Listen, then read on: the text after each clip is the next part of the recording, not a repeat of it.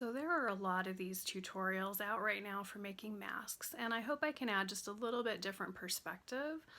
And so I want us to begin by thinking about what brought you to this project. Why did you want to make masks? Were you concerned about your family safety?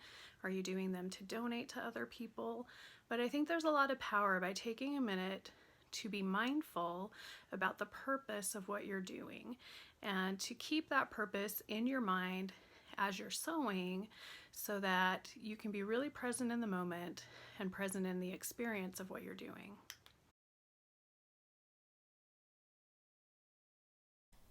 If you're anything like me, when you start making something, especially when you're making large amounts, like for example 12 masks, it's easy to find myself slipping into that zone where I just keep going and going and going like the Energizer Bunny. And while it feels great at the time, usually when I stop, my body reminds me that I've been ignoring it. So I want to encourage you to think about making time for movement during your making. So for example, with these masks, if you're making a bunch of them, maybe after each step, maybe set a timer for every 30 minutes or every hour, but stop and at least take a stretching break and maybe take a few walking breaks. Walk around the block, up and down the street, but do something to mix up your movement so that your body can have a break from what you've been doing.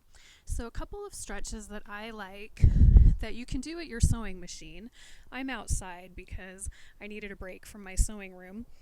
But you can stand up right behind your chair, and we want to work those muscles that have been sitting and leaning over in a different way. And so you can just put your hands on the back of your chair and step back until you can straighten your legs and straighten your arms. And you can feel a really nice stretch along your arms and also the backs of your legs. And you can stay here for 10 or 15, 20, 30 seconds, whatever feels comfortable. Feel free to hang out there as long as you would like and feel some of that tension maybe in your shoulders from when you've been sewing. And then you can stand up. And another one that I really like to do, because your foot's been on the pedal and you've been pushing forward that way, is you can use your chair again and bring one of your feet behind you and do a top of the foot stretch. So put your toes down so you can feel the front of your foot stretching out. And once again, 10, 20, 30 seconds, whatever feels good. And then you can do it on the same thing on the other side. If you want to, you can move that foot around a little bit, whatever's comfortable. And then the last thing that I would suggest is your hands and arms have been working hard. And so we've been doing a lot of this, so why don't we do some of this? So just take one of your hands and pull your fingers towards you with the other hand. And then I like to flip and do the other direction as well. Do the other side. And this is something that you can do just really quickly whenever you need a break. And you can do it right by your sewing machine, or of course I would also encourage you to get out and walk around at least once in a while too.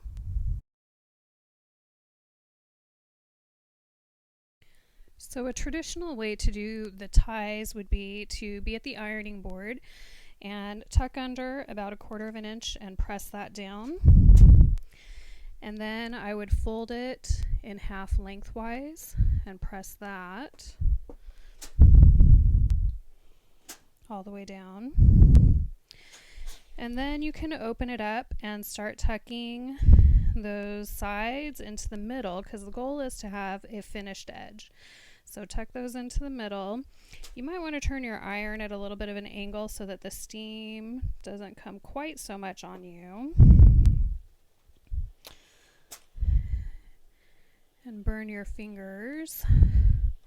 I have it on a really high setting. I could turn it down or just work really fast.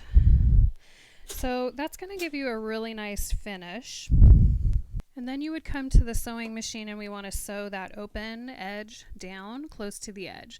So I'm going to line it up about 1/16 of an inch, really close. Back stitch at the beginning. So all the way down, my machine has this nice line right here that's perfect.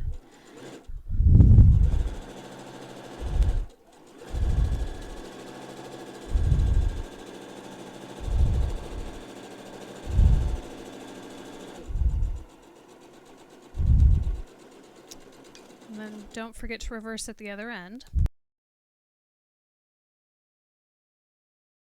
So if you don't want to do the extra ironing, you can just do this at the machine. You can fold that top edge under and then just fold the sides in. If you want, you can put a pin here. I do like to put my pins perpendicular to the edge that I'm going to be sewing so that they're easy to take out. And you could even go down and pin all the way. So it might be kind of sixes. Do you want to pin or do you want to iron? But I find that once I get started, I don't even need the pins. So let me show you how that works.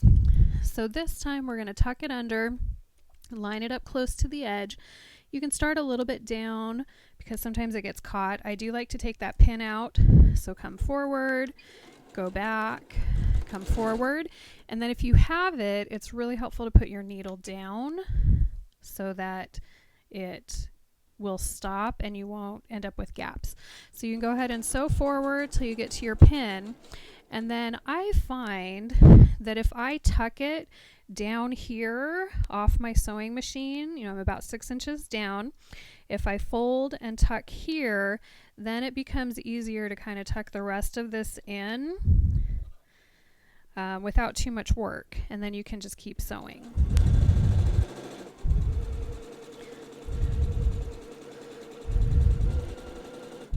So it might take you a little bit of practice, but I think if you try it and have confidence in yourself and test it out, you'll like it a lot because it's a lot faster.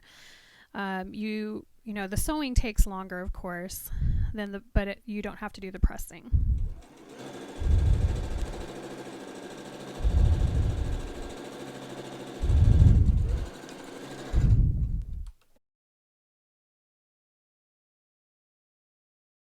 So there is one more way to do the ties if you want to do it on your serger part of it.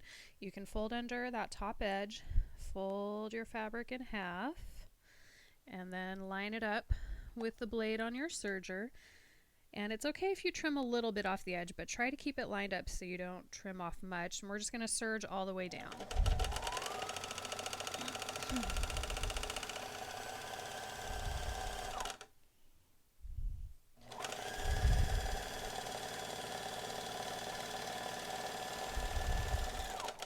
Step with the serged ties is to also return to the sewing machine, and then I like to do it from the top so I can see where I am. So I'm going to tuck that serged end underneath, and then I'm going to line this up in the middle this time of my presser foot.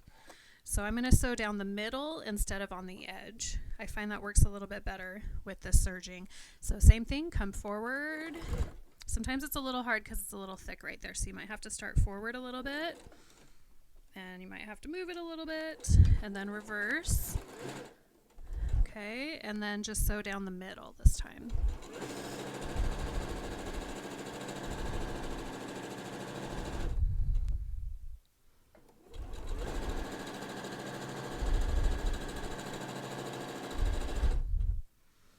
All the way to the end, and then we're going to reverse again.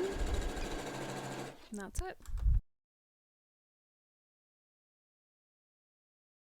Now that we have the straps done, we're ready to start putting this together, and I want to show you a couple of tricks. So one of the first tricks is make sure that you're aware of which end of your ties are tucked under and which ends are the raw ends, because the raw ends are the ones that we're going to use right now. And I want to show you with both of these types of straps so that you know what to do depending which ones you made.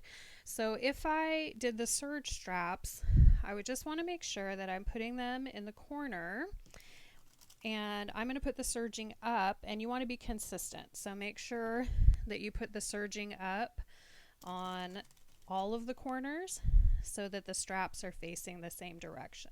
Okay. Similarly, when you're doing the top stitched only straps, this is my perfectionism peeking out, but I like to make sure that the stitching is going the same direction. So like pointing down towards the middle or pointing up, just to help it look a little bit more professional. And you're going to do all 4 of them. Now, of course, I need to switch because I don't want both type of straps on the same project. So I'll be right back.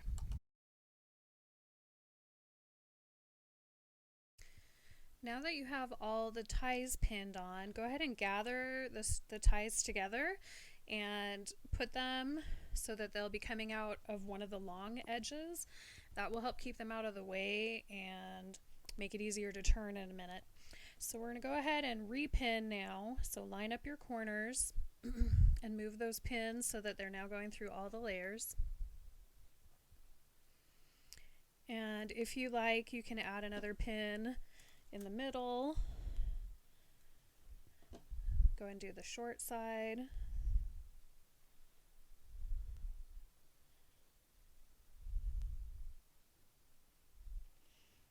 And I think it does work a little bit better if those ties are hanging off a little bit, and I like to keep my pins perpendicular to the edge. Over here where the ties are coming out, we're going to leave an opening about 2 inches, about the size of your 4 fingers. So you can go ahead and put pins on either side of the ties to help hold them in place and to remind you that you need to stop and start there. I'm just going to add 1 more pin and we'll call it good. So I'm at the sewing machine and I have my tails, my ties sticking out, so I'm going to start at that second pin, and I'm just going to line up the edge of my presser foot, so about a 1/4 inch seam allowance. And after I line that up, I'm going to go ahead and take my pin out. I'm going to sew forward, reverse, and I'm just going to sew around all 4 sides, pivoting in the corner. So I'm going to go ahead, and I have a needle down. I'm going to put that down right now.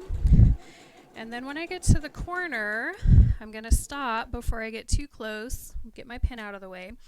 And I have more control by hand, so I'm going to do this by hand, and I'm just going to move it until it looks like it's about the right place with my needle down. And then I'm going to pivot and turn that corner. I could actually go 1 more. You'll get an eye for it as you practice. But doing that will keep the corner really nice and neat.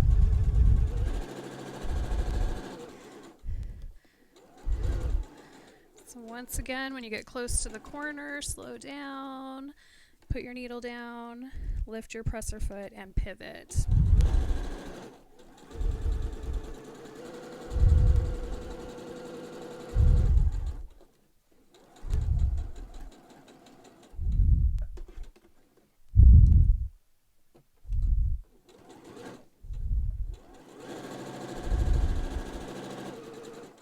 Okay, and 1 more pivot. And then remember, on this side, we're not sewing all the way. We're just going to sew to that pin and reverse. And then take it out. Before I flip this, I do like to get rid of the extra bulk in the corners. And so I do like to trim about 1/8 of an inch from the stitching. Make sure you don't sew over your stitching or cut past your stitching, because then it will fall apart. But take out some of that extra bulk and then it will behave better for you when you flip it. So now we're going to flip, and those ties come out really easily because they were already partially out. And then you can use your fingers or even your scissors, if you're careful, to gently push out those corners.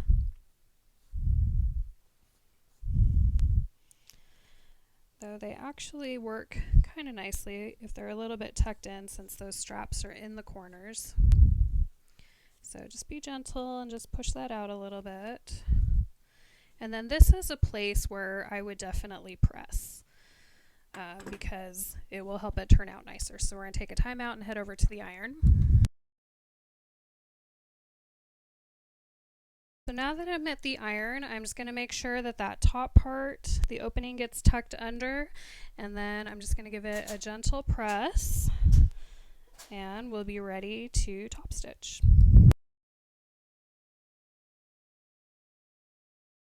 So I'm back at the sewing machine, and I'm going to top stitch these long edges only.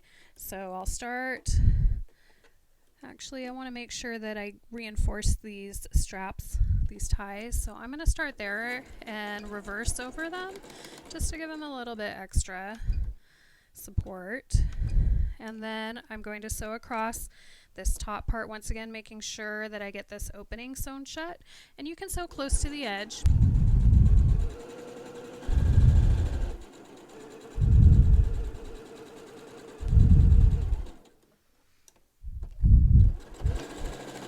Back stitching over the straps, and then I'll come over to the other side, the other long edge,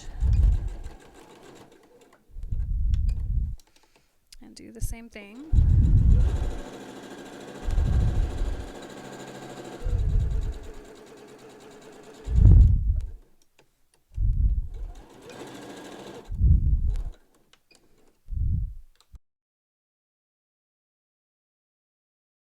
So we're ready to do the short edges now and put some pleats there. So pick one edge and you're going to start about a finger, about half an inch from the edge, and use that to make a fold. And then you want to pin it down. Then come another finger, which is about half an inch, and make another fold. And then one more.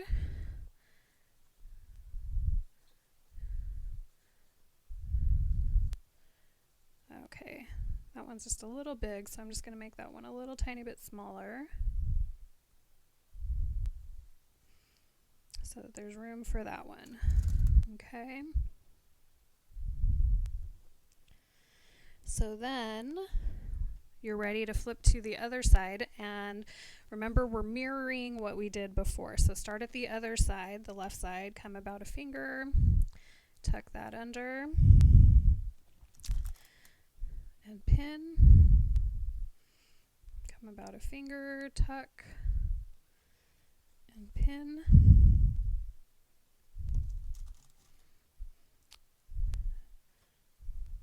and then one more down at the end, and pin.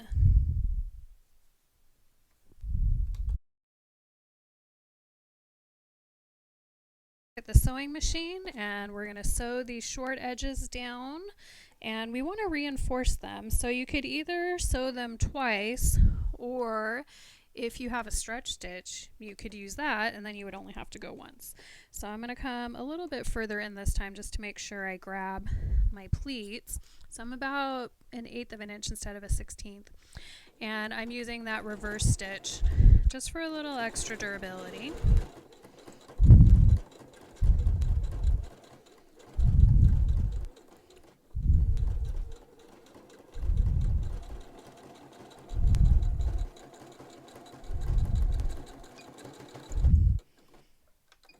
Okay, the other way to do this, of course, would be to sew it once and then go over it again. So you can do that also if you don't have that stretch stitch. Then you can just line up. Don't forget to reverse. Sew your pleats down all the way. And then I would just put my needle down, flip it, pivot kind of, and go back the other direction. And that will get you some reinforcement there.